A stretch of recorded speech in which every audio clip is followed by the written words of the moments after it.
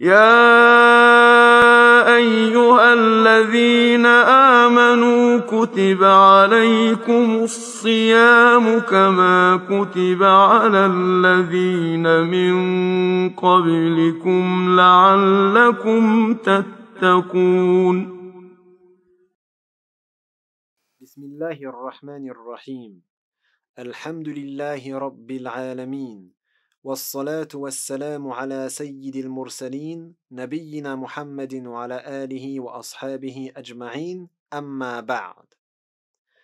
Si l'homme a eu un rapport sexuel avec sa femme lors d'une journée du Ramadan et a ensuite eu un autre rapport dans une autre journée du mois de Ramadan, doit-il payer 2 expiations pour ce péché ou une seule expiation lui suffira-t-il? Premièrement, celui qui a eu un rapport sexuel pendant la journée du Ramadan doit payer une expiation, donc qui est de, si on en a la capacité, de libérer un esclave.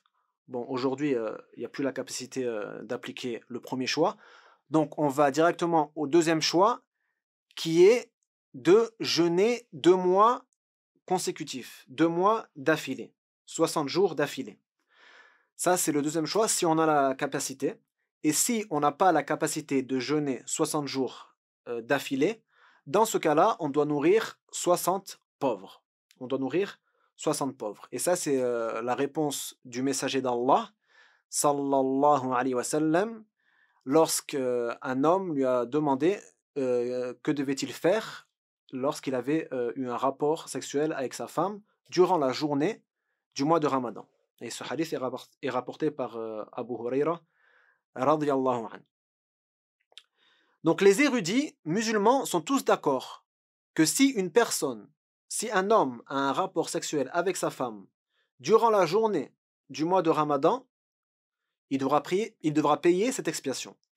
On appelle ça al-kaffar. S'il a eu dans la même journée d'autres rapports avec sa femme, par exemple ils ont eu 2-3 rapports, les savants sont tous d'accord aussi qu'il a une seule expiation à payer. C'est pas selon le nombre de rapports qu'il a eu. Si c'est dans la même journée. Par contre, si il a eu un rapport dans une des journées du Ramadan et un autre rapport dans une autre journée du mois de Ramadan, dans ce cas-là, les savants ont divergé. La plupart des savants, donc al-Malikiyya, les Malikites, al-Shafi'iyya, les Shafi'ites, et al-Hanabila, Hanbalites, voient qu'il doit payer 2 expiations, 2 kaffar. Donc par exemple, s'il fait partie des gens qui peuvent jeûner 60 jours consécutifs, il devra jeûner 120 jours. Il devra jeûner 120 jours, 60 jours pour le premier péché et 60 jours pour le deuxième péché. Donc ça, c'est l'avis de la plupart des savants. L'école Hanafite, al-Hanafiyya, et l'école Hanbalite, dans un autre de leurs avis, voient que si les 2 rapports ont été, donc dans 2 journées différentes, mais dans le même mois de Ramadan, dans ce cas-là, il n'aura qu'une expiation à payer. Parce que son péché a été commis dans un seul Ramadan. Et le caractère sacré du mois de Ramadan a été violé une seule fois. Pour eux, en fait, le caractère sacré du mois, du moment qu'il l'a fait une fois dans ce mois, même s'il le fait dans d'autres jours, il n'a pas été violé plusieurs fois, comme c'est l'avis de la plupart des savants. Par contre, si il a eu un rapport avec sa femme lors du mois de Ramadan, ensuite il n'a pas expié, il n'a pas payé l'expiation, il n'a pas payé al-kaffara, jusqu'à ce qu'un autre Ramadan soit arrivé, et il a eu un rapport avec sa femme dans cet autre Ramadan, donc une année après. Dans ce cas-là, ils ont divergé. Abu Hanifa et Abu Yusuf sont d'avis qu'il doit payer 2 expiations. Une expiation pour la première année et une expiation pour la deuxième année, car les 2 ramadans sont différents. Donc il a violé le caractère sacré du Ramadan 2 fois pour eux.